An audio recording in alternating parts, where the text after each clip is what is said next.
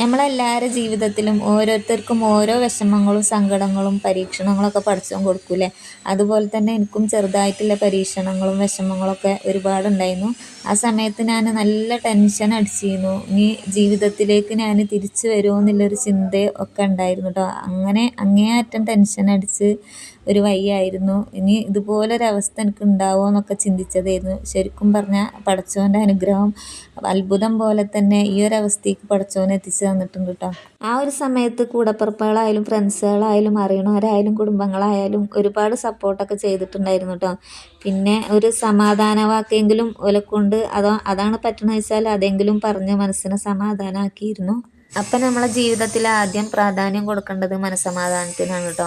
അങ്ങനെ ഇതുപോലെ കട്ടക്ക് സപ്പോർട്ട് നിൽക്കുന്ന ഫ്രണ്ട്സുകളും കുടുംബങ്ങളും കൂടപ്പിറപ്പുകളൊക്കെ ഉണ്ടെങ്കിൽ ഒന്ന് കമൻ്റ് ആക്കണേ. അങ്ങനെ ഒരുപാട് പറഞ്ഞ് ബോറടിപ്പിക്കണമൊന്നുമില്ല. അപ്പം ഞാൻ ക്ലീനിങ്ങും കാര്യത്തിലേക്കും കടന്നിട്ടുണ്ട്. 3 മണിയായിട്ടോ ടൈം. പിന്നെ രാവിലെ അടിച്ച് വാരിയിട്ടിരുന്നു. പിന്നെ ഇന്ന് അധികം പൊടിക്കാനൊന്നും ആരും വന്നിട്ടില്ല കേട്ടോ. അപ്പോൾ കുറച്ച് ദിവസമായിട്ട് ആളെയല്ല, കുറച്ചാൾ വരും, ചില സമയത്ത് നിറയെ ആൾക്കാർ വരും. ഇപ്പം ഇന്നെന്തായാലും ആളും കുറവാണ് കേട്ടോ.